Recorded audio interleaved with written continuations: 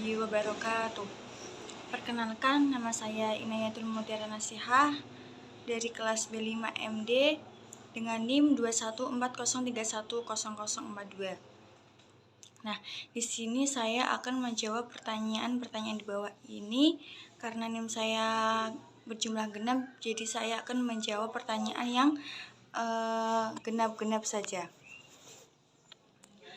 Baik, yang nomor 2, soalnya jelaskan pentingnya pembimbingan dalam penggerakan atau actuating dakwah. Jawabannya yaitu pembimbingan dalam menggerakkan dakwah adalah hal yang tidak boleh diabaikan. Namun, kita juga perlu melihatnya secara kritis. Yang pertama, pembimbingan harus didasarkan pada pemahaman yang kuat tentang nilai-nilai pluralisme dan kebebasan beragama. Ini sangat penting untuk memastikan bahwa dakwah tidak menjadi alat untuk memaksa atau memaksakan pandangan tertentu kepada orang lain. Selain itu juga, terlalu banyak pembimbingan atau pengawasan dapat menghambat kreativitas dan inovasi dalam penggerakan dakwah. Individu atau kelompok yang terlibat dalam dakwah perlu memiliki ruang untuk berpikir mandiri dan mengembangkan pendekatan yang sesuai dengan konteks mereka sendiri. Tantangan lain adalah potensi untuk penyalahgunaan pembimbingan dalam dakwah. Ini dapat terjadi jika pembimbing menggunakan posisinya untuk memanipulasi atau memanfaatkan orang-orang yang mereka bimbing. Oleh karena itu, transparansi dan akuntabilitas dalam proses pembimbingan adalah kunci dalam menjalankan dakwah. Perlu diingat bahwa setiap individu atau kelompok mungkin memiliki visi, metode, dan pemahaman yang berbeda. Ini adalah sesuatu yang perlu dipertimbangkan dengan cermat dalam konteks pembimbingan bagaimanapun. Bagaimanapun juga, pembimbingan yang tepat dapat membantu mengarahkan energi dan semangat dakwah ke arah yang lebih positif, sejalan dengan nilai-nilai kemanusiaan dan keadilan. Selanjutnya, nomor 4, yaitu jelaskan prinsip manajemen dakwah, yaitu prinsip tajdid. Jawabannya yaitu prinsip tajdid dalam manajemen dakwah itu merupakan konsep yang menarik karena mengakui perlunya Islam untuk beradaptasi dengan realitas zaman. Namun, dalam konteks ini ada beberapa pertimbangan kritis yang perlu diperhatikan. Yang pertama, dalam upaya tajdid, resiko penyimpangan dan penafsiran yang salah harus diwaspadai.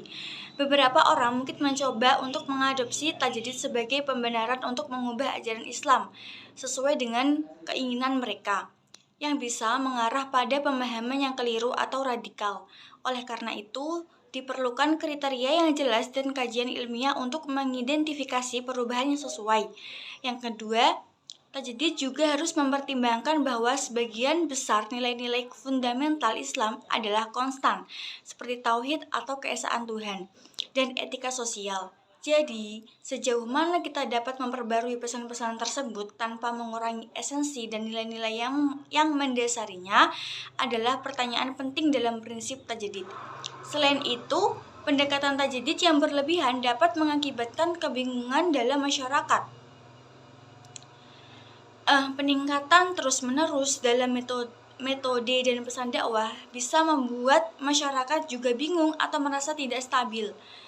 Oleh karena itu, diperlukannya keseimbangan antara pembaruan dan mempertahankan nilai-nilai.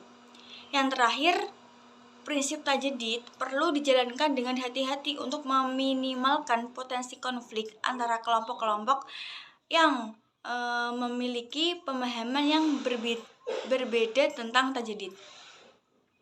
Komunikasi dan dialog yang baik antara para pemangku kepentingan dalam dakwah adalah kunci untuk memastikan pembaruan yang dilakukan dengan harmoni dan tanpa adanya perpecahan dalam masyarakat muslim.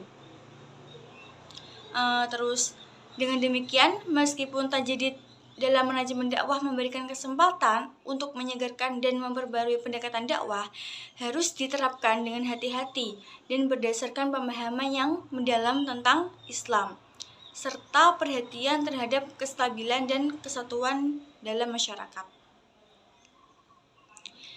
Yang keenam, jelaskan mengapa pengalaman sejarah dapat dijadikan sebagai landasan dalam manajemen dakwah. Jawabannya yaitu Pengalaman sejarah memiliki banyak manfaat dalam manajemen dakwah karena sejarah dapat memberikan wawasan, pelajaran, dan landasan yang berharga. Ada beberapa alasan mengapa pengalaman sejarah dapat dijadikan sebagai landasan dalam manajemen dakwah, yaitu yang pertama, pembelajaran dari kesalahan dan keberhasilan. Yaitu yang dimaksud pengalaman sejarah mencakup rekam jejak berbagai gerakan dakwah, pemimpin, dan organisasi sepanjang sejarah Islam. Yang kedua, ada penyusunan strategi, yaitu sejarah dapat membantu dalam merumuskan strategi dakwah yang efektif. Melalui pengamatan sejarah, kita dapat melihat bagaimana dakwah telah berhasil menjangkau masyarakat atau kelompok tertentu, serta mengidentifikasi metode dan pendekatan yang sesuai dengan situasi saat itu. Yang ketiga, pemahaman terhadap perkembangan umat, yaitu dengan pemahaman sejarah umat Islam, termasuk tantangan dan perubahan yang telah dihadapi, manajer dakwah dapat memiliki pemahaman yang lebih dalam tentang perkembangan umat Islam. Selanjutnya, yang keempat, pemeliharaan nilai dan identitas, yaitu sejarah membantu memelihara nilai-nilai dan identitas Islam yang kuat. Nomor 5, inspirasi dan motivasi, yaitu mengenang perjuangan para pionir dakwah dan tokoh-tokoh bersejarah dapat memberikan inspirasi dan motivasi kepada para penggerak dakwah saat ini. Dengan memanfaatkan pengalaman sejarah sebagai landasan, manajemen dakwah dapat menjadi lebih berwawasan bijaksana dan lebih efektif dalam mencapai tujuan-tujuan dakwahnya. Sejarah juga membantu melestarikan dan menghormati warisan dakwah Islam yang kaya, yang dapat memberikan pemahaman yang lebih mendalam tentang dinamika masyarakat Muslim. Yang terakhir, soal nomor 8, yaitu sebutkan contoh analisis SWOT dalam suatu kegiatan dakwah.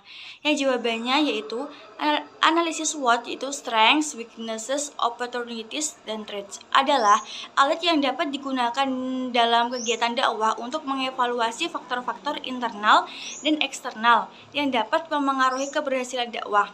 Contoh SWOT analisis dalam kegiatan dakwah yaitu yang pertama, kekuatan atau strengths, yaitu ada kader dakwah yang berpengetahuan dan berkomitmen tinggi. Kedua, sumber daya finansial yang memadai. Yang ketiga, dukungan kuat dari komunitas tempat.